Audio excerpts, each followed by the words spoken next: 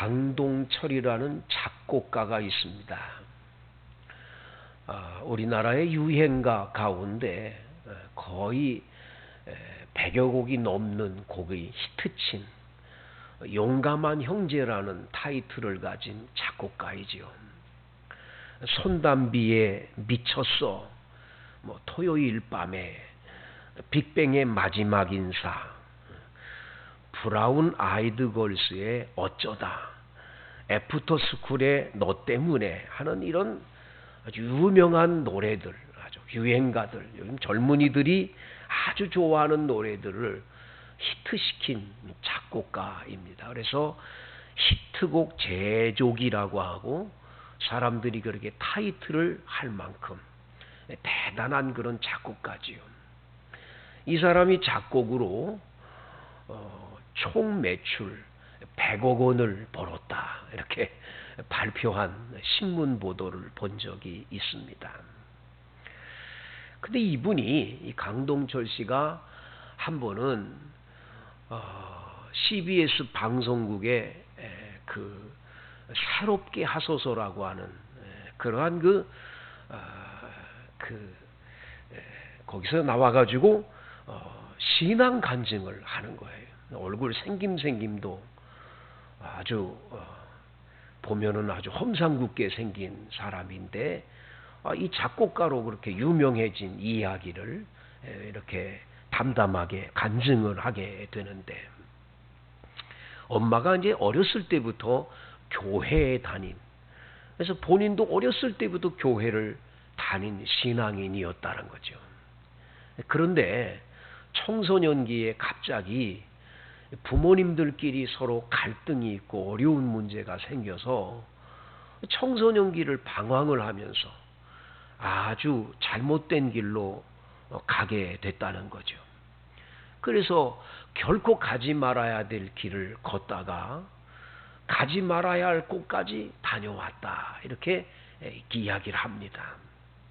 그렇게 나쁜 짓을 많이 하고 그러던 이 사람이 나중에 나쁜 짓을 하는 가운데서도 간간히 하나님이 오셔서 동철아라고 이야기해주는 소리를 듣는 시간들이 가끔 있었다라는 거예요. 그러나 자기는 그걸 무시를 하고 어디서 헛된 소리가 들려왔나 보다, 그냥 그러기만 있었다는 거죠. 그러다가 군대에 갔다 와서 제대하고 친구와 함께 모여서 이렇게 이야기를 나누는데, 친구가 작곡에 대한 이야기를 하면서 음악을 하나 이렇게 들려주면서 내가 작곡한 음악이라고. 그런데 자기는 작곡이라는 건 전혀 알지도 못하고 해본 적도 없는데 갑작스럽게 무슨 생각이 딱 떠오르냐면 나도 저거 할 수 있을 것 같다, 이런 생각이 들더라는 거예요. 그래서 무작정 있는 돈 없는 돈을 다 털어가지고 스튜디오를 만들고 음악을 이제 준비를 해서 시작을 하는 거예요.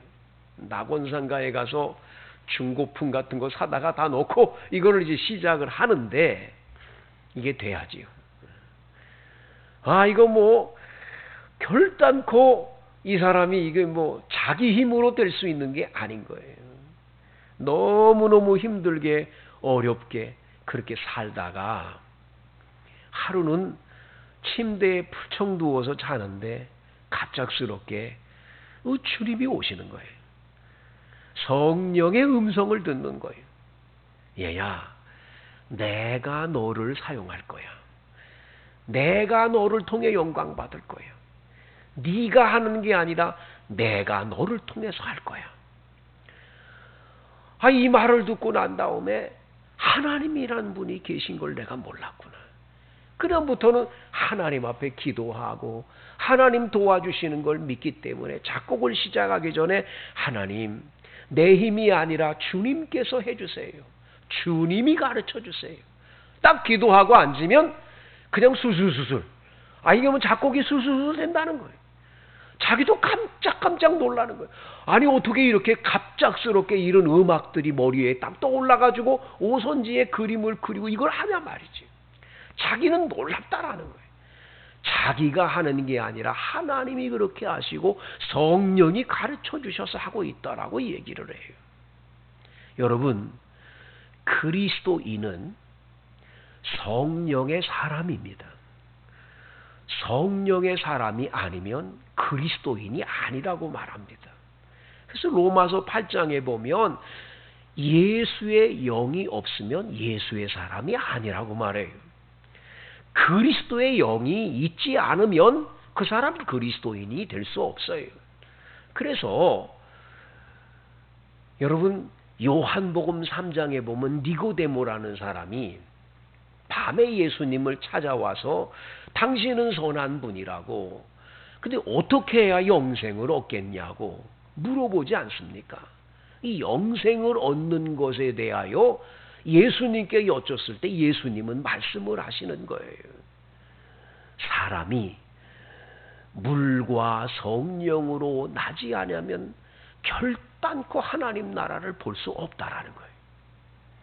여러분, 우리는 엄마 뱃속에서 물로 태어났지만 그걸 가지고는 결단코 하늘나라 갈 수 없다는 거예요. 물로 한번 태어난 인생으로는 하늘나라 못 가. 성령으로 거듭나야 돼. 성령으로. 성령이 임해야 성령의 사람이 될 수 있는 거예요. 그래서 많은 그리스도인들이 착각에 빠지는 건 내가 예수 영접했고 내 힘으로 예수를 믿고 내 힘으로 신앙생활을 한다는 착각에 빠지는 분들이 많아요. 자기 능력으로 믿는다고 생각해요. 그러니까 자꾸 신앙생활이 삐뚤어지고 잘못되는 거예요. 결코 그렇지 않아요. 이 교회라는 것도 성령께서 이 교회를 움직이시고 이끌어 가시는 거지, 성령이 없는 교회라면 그 교회가 아닌 거예요. 성령이 이 교회에서 지금 성령이 다스리고 이끌어 주시기 때문에 교회가 있는 거예요. 똑같아요. 그리스도인이란 성령에 의해서 성령이 임하여 예수를 영접하게 하고 예수를 믿게 하는 거예요. 왜 내게 성령 주셔서 내 마음을 감동해 주 예수 믿게 하는지 난 알 수 없도다. 이 고백이 그대로 분명한 여러분 그리스도인의 고백인 줄로 믿습니다. 오늘 사도행전이 10장에 이방인인 고넬료의 가정에 베드로가 청빙을 받아서 지금 이 고넬료의 집에서 지금 이제 베드로에게 당신에게 하나님이 이르신 말씀을 들으려고 우리가 모였으니 하나님께서 당신에게 주신 그 말씀을 우리에게 들려달라고 일가 친척과 친구들을 다 모아놓고 지금 기다리고 있었던 거지요. 베드로가 입을 열어서 이제 시작합니다. 오늘 성경 34절, 베드로가 입을 열어 말하되 내가 참으로 하나님은 사람의 외모를 보지 아니하시고 각 나라 중 하나님을 경외하며 의를 행하는 사람은 다 받으시는 줄을 깨달았도다. 고넬료는 지금 베드로를 청빙했어요. 고넬료는 이탈리아 로마의 군대 지금 장군입니다. 백부장입니다. 그런데 베드로는 유대인이에요. 유대인들 머릿속에는 자신들만 하나님이 선택을 했고 저 이방인들은 안 택했다. 자신들만을 선택했다고 하는 선민의식을 유대인들은 갖고 있어요.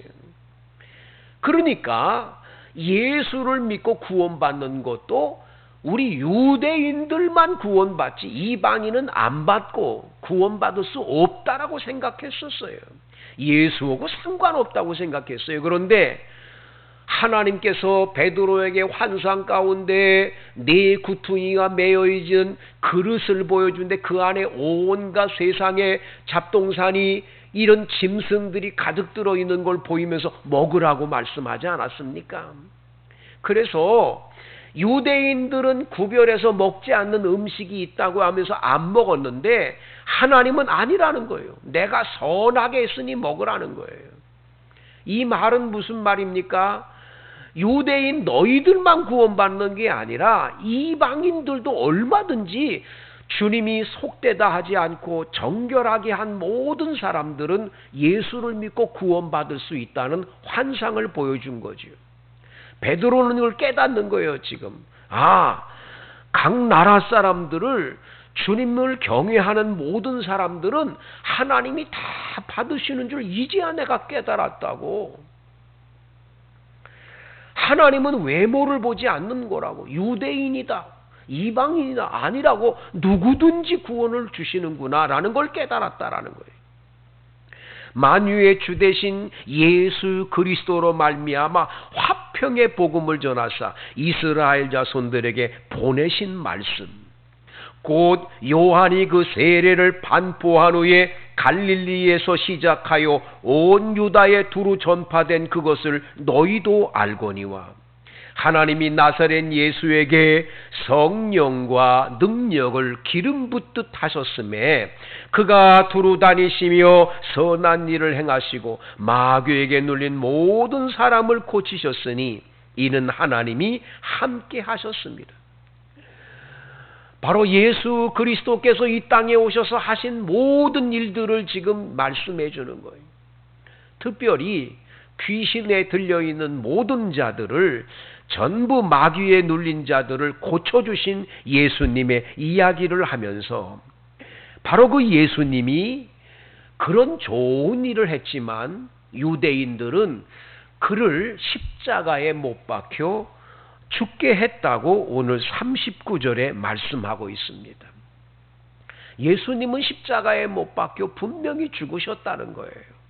그런데 40절에 보면 하나님이 사흘 만에 다시 살리사 부활하게 하셨음을 증거하고 있는 거죠. 모든 백성에게 하신 것이 아니요 오직 미리 택하신 증인, 곧 죽은 자 가운데서 부활하신 후 그를 모시고 음식을 먹은 우리에게 하신 것이라. 예수님이 부활하신 것은 세상 사람 모두에게 내가 부활했다 그리고 선전하고 자랑하려고 예수님이 모든 사람 앞에 보인 게 아니라 각별하게 하나님이 선택받은 주님의 자녀들에게만, 예수님 제자들과 그 밖에 같이 음식을 먹었던 분들에게만 부활하신 예수님이 분명히 나타내 보이셨음을 말해주는 거죠. 우리에게 명하사 백성에게 전도하되 하나님이 살아있는 자와 죽은 자의 재판장으로 정하신 자가 곧 이 사람인 것을 증언하게 하셨다. 바로 예수님만이 하나님의 아들이시고 영원한 구세주라고 하는 것을 베드로가 예수님의 죽으심과 부활하심, 그리고 자신들이 증인이 돼서 지금 전도하고 있음을 설교하는 거지요. 자, 이런 설교를 지금 하고 있는 상태에서 오늘 성경 44절은 이렇게 기록되어 있습니다. 베드로가 이 말을 할 때에, 이 설교를 하고 있는 때에 성령이 말씀 듣는 모든 사람에게 임하였다는 거예요. 그 이방인들, 고넬료가 지금 데리고 온 친구들과 일가 친척들과 그 가족들이 모여있는 거기에 베드로가 지금 예수님에 대해서 이런 설교를 하고 있는데 갑자기 그 자리에 성령이 임했다는 거예요. 베드로와 함께 온 할례 받은 신자들이 이방인들에게도 성령 부어주심으로 말미암아 놀라는 거예요. 깜짝 놀라는 거예요. 아니, 유대인인 우리한테만 성령이 임하는 줄 알았더니, 아니 이방인인 저 이탈리아 로마 사람들에게도 성령이 임하네. 깜짝 놀란 거예요. 근데 여러분 오늘 한번 다 같이 46절을 보세요. 이는 방언을 말하며 하나님 높임을 들음이러라. 그냥 성령이 임재해서 나타난 오순절날 마가의 다락방에서 120명이 모여 있다가 불이 혀같이 갈라진 것이 저희들에게 임해가지고 저들이 성령 충만해서 방언을 말했던 그것이 똑같이 거기에 임하는 거예요. 방언을 말하며 하나님을 높이는 이것을 보여주는 거죠. 놀라운 일이 일어났음을 보게 되는 거죠. 이에 베드로가 이 사람들이 우리와 같이 성령을 받았으니 누가 능히 물로 세례를 베품을 금하겠는가. 이래가지고 물로 세례를 베풀어서 오늘 성경 48절 명하여 예수 그리스도의 이름으로 세례를 베풀라 해서 이 이방인들인 고넬료의 가족들과 일가 친척들과 친구들이 그날 물 세례까지 다 받아서 이 가족이 다 구원을 받는 은혜가 임했음을 성경은 말씀해 주고 있는 것이에요. 저는 지금까지 설교를 굉장히 오랫동안 했지요. 제가 1989년도 4월 달에 목사 안수를 받아가지고 지금까지 목회를 하니 오랫동안 이렇게 설교를 했어요. 사실은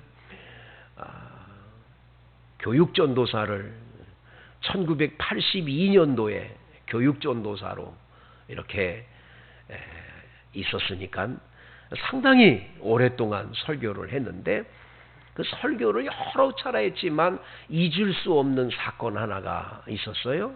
다른 게 아니고 강원도 속초에서 중고등학생들을 제가 이제 교육전도사도 아닌 전임전도사인데도 그 학생들을 맡아서 좀 가르쳐 달라고.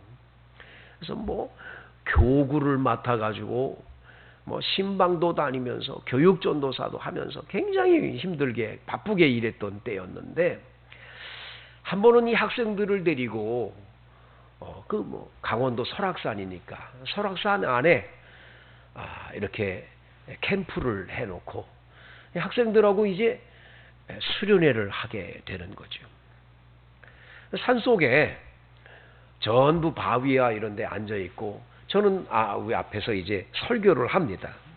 근데 그날 설교가 그렇게 제가 성령이 임하기를 막 하고 그런 적이 없었는데 그냥 평범하게 사도 행전에 나와 있는 이야기를 전하고 특별히 야곱의 이야기, 창세기에 있는 야곱의 이야기를 통해서 우리들이 하나님을 만나야 된다. 하나님을 만나지 않으면 우리 인생은 변할 수가 없다. 하나님이 우리를 만나 주실 때 우리는 변화가 된 것처럼 오늘 성령을 받아야 된다 하는 그 줄거리로 설교를 그냥 하는 거예요. 근데 설교를 하는 도중인데 갑작스럽게 한 아이가 하고 막 울기 시작을 해요. 그 아이가 통곡을 하고 우는데 옆에 아이들도 전부 울기 시작을 하고 조금 지나서 그냥 이 설교 시간인데 막 손을 들고 막 울다가 소리내서 막 통성으로 아이들이 기도하라고 그러지도 않았는데 설교 시간에 아이들이 막 울면서 통곡을 하면서 기도를 하면서 조금 있다가 저는 설교를 할 수가 없어요. 너무 아이들이 그러니까. 전부 그러다가 갑자기 거기에 아이들이 막 방언이 막 임하고 막 방언이 터져 나오고 아이들이 막 울고 불고 엄청난 일이 일어나게 되는 거예요. 저는 설교 도중에 그러니까 어찌할 바를 몰라가지고 제가 그날 상당히 당황스러워가지고 이거 어떻게 해야 되나. 그런데 인솔하는 선생님들까지도 다 그러는 거예요. 그래가지고 같이 막 기도를 하고 그랬던 일이 있었어요. 지금도 그때에 그 은혜 받았던 아이들 가운데 선교사님으로 나간 아이도 있고 아주 훌륭한 영적 지도자들이 된 목사님도 계시고 그때 당시에 있었던 아이들이 아주 훌륭한 인물들이 지금 많이 있지요. 성도 여러분, 오늘 성경에 보면 베드로가 뭐 그들에게 뭐 성령을 받게 해야 되겠다, 뭐 이런 것들을 생각하지 않았어요.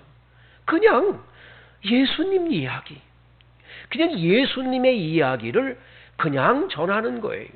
예수님이라는 분은 이런 분이었다고. 그분이 십자가에 못 박혀 돌아가셨고 3일 만에 부활하셨고, 그분이 부활하신 그 예수님 우린 만났었고 우린 증인이 돼서 지금 전도하는데 이 복음을 전하는 중에 있다고 하는 얘기를 했는데 그 자리에 성령이 충만하게 임재했다라는 거예요. 이 말씀 듣는 그 시간에 성령이 임했다는 걸 잊어서는 안 돼요. 여러분들이 예배 시간에 말씀을 우습게 여기지 마세요. 말씀에 집중하세요. 말씀 듣는 그 시간에 성령이 임했다는 걸 기억해야 할 것입니다. 두 번째, 성령이 임한 증거들이 나타나요. 오늘 보면 45절에 성령 부어 주심으로 이런 말이면 성령을 부어 주셨다. 히브리어로 샤파크라고 하는 단어, 샤파크라고 하는 이 단어는 부어줬다라고 하는데, 이 부어주심이라는 말은 넘치게 풍성하게, 비가 와도 이렇게 주루 소낙비처럼 이렇게 가랑비처럼 내리는 게 아니라 폭포수처럼 막 확 부어주는 그런 부어주심. 그러니까 설교 도중에 그냥 성령이 확 부어주시는 역사가 나타난 거죠. 근데 여러분, 성령을 부어주셨다라고 하는 말이 사실 성경 안에 이 샤파크라는 단어가 몇 번 나오거든요. 요엘서 여러분 잘 알지 않습니까? 요엘서 2장에 내가 내 영을 만민에게 부어주리니, 거기 샤파크라는 단어에 부어준다라는 단어. 잠언 1장 23절에 나의 신을 너희에게 부어주며, 부어준다라는 말씀을 하십니다. 이사야 29장 10절에도 여호와께서 깊이 잠들게 하시는 신을 너희에게 부어주시사, 부어준다라는 말을 하십니다. 성령이 여러분 안에 부어주심의 은혜가 임하는 거죠. 이 성령의 부어주심이 임할 때에 나타나는 현상이 오늘 성경에 두 가지로 나타났어요. 하나는 방언이었고 다른 하나는 하나님을 높이는 거죠. 하나님을 높이더라. 이 방언과 하나님을 높임, 이런 사건이 나타나는 거예요. 여러분, 우리가 예수를 믿으면서 꼭 방언의 은사를 다 체험해야 되는 건 아니지만 성령이 부어주실 때 나타나는 현상 가운데 하나가 방언이었음을 보게 돼요. 여러분들 가운데서 아직까지도 내가 성령 받았는지 안 받았는지 잘 모르겠다. 여러분, 하나님 앞에 간절히 사모해서 주여 나에게도 성령을 부어주시옵소서. 그리고 나에게도 나타나는 현상이 있게 해주세요. 하나님 앞에 기도할 수 있기를 바랍니다. 여러 모양의 현상이 나타나는데 그 중에 하나가 오늘 성경에는 방언이 있어요. 이 유대인들이 아닌 이방인인 이탈리아 로마 사람들이 방언의 은사를 받아가지고 막 방언을 할 때에 놀라운 일이 일어나게 되는 거죠. 그리고 하나님을 높였음을 말합니다. 하나님을 높였어요. 주님의 영광을 드러내는 일이 나타나게 된 거죠. 여러분, 성령이 임하면 하나님을 높이게 해드리는 일이 나타나게 됩니다. 반드시 하나님이 기적을 베풀어 주시는 거예요. 설교서두에 있었던 강동철이라고 하는 용감한 형제, 그 작곡가처럼 그렇게 하나님이 영광을 나타내 주세요. 성령이 임하면 이런 일이 반드시 나타나요. 주님이 영광 받으시도록 주님을 높일 수 있는 그런 역사들을 일으켜 주시는 줄로 믿습니다. 그 성령 받으면 이 일이 일어나는 거예요. 이번에 레바논의 베이루트에서 폭발 사고가 일어났지요. 칠산 암모늄 2750톤이 7년간 창고 안에 있었는데 그거 위험하다고 얘기를 했는데도 그냥 내버려 뒀다가 뭐 용접하는 사람들이 불똥이 튀어가지고 이게 터졌다 뭐 그러는데 정확한 사건은 모른대요. 어디서 어떻게 됐는지 모른대요. 근데 이번에 그 사건이 일어났는데 놀라운 일을 제가 이제 뉴스에서 봤어요. 어떤 게 봤냐면 바로 그 항구 근처에 교회 하나가 있어요. 그 교회에서는 가난하고 어려운 사람들을 계속 도와주고 고아들에게 먹을 걸 주는 사역을 했어요. 근데 이 목사님이 갑작스럽게 성령께서 뭐라고 말씀하냐면 빨리 모두를 피신시키거라. 그냥 두지 말고 모두를 피신시키. 너도 피신을 가거라. 성령이 말씀하더라는 거예요. 그래가지고 2시간 전에 폭발 사고 일어난 2시간 전에 다 가라고. 애들도 다 피신을 시켰어요. 목사님도 맨 나중에 피신해서 나왔어요. 그냥 나온 거예요. 성령의 음성을 듣고 나온 거예요. 그런데 다 나오고 난 다음에 뻥 하고 터진 거예요. 만약에 거기 있었으면 다 돌아가시고 다 죽었을 거예요. 놀라운 일이 일어나는 거예요. 이 목사님이 딱 나와가지고 그 뉴스에서 이렇게 얘기를 하는 거예요. 나는 성령의 음성을 들었습니다. 성령께서 2시간 전에 나보고 이 말을 하라고 그래서 피신을 시켰는데 이런 일이 일어났습니다. 그러면서 전 세계 여러 나라에 있는 교회들에게 부탁을 한다고. 우린 지금 먹을 것이 없고 어렵다고.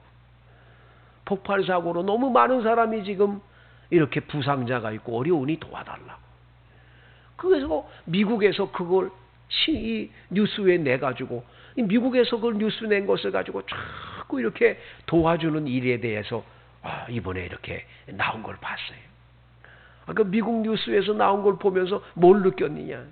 야, 성령 하나님께서 반드시 길을 가르쳐 주시고 인도해 주시는구나. 여러분, 우리가 자꾸만 내 힘, 내 능력으로만 신앙생활하려고 할 때가 많아요. 성령께서 들려주시는, 성령이 인도해 주시는 그 소리는 민감하게 반응하지 않아요. 들으려고 그러지 않아요. 네, 여러분, 성령의 음성을 듣고 살면 하나님은 그 일을 통해서 큰 영광을 받으셔서 하나님이 높임을 받는 은혜가 임하게 될 줄로 믿습니다. 성도 여러분, 오늘 베드로의 설교에 그 설교 시간에 성령이 임했습니다. 여러분도 어느 자리에 있든지 예배 시간에 여러분이 앉은 그 자리에서 성령의 충만함이 임하고 하나님을 높이는 주의 종들이 다 되실 수 있기를 간절히 축복합니다.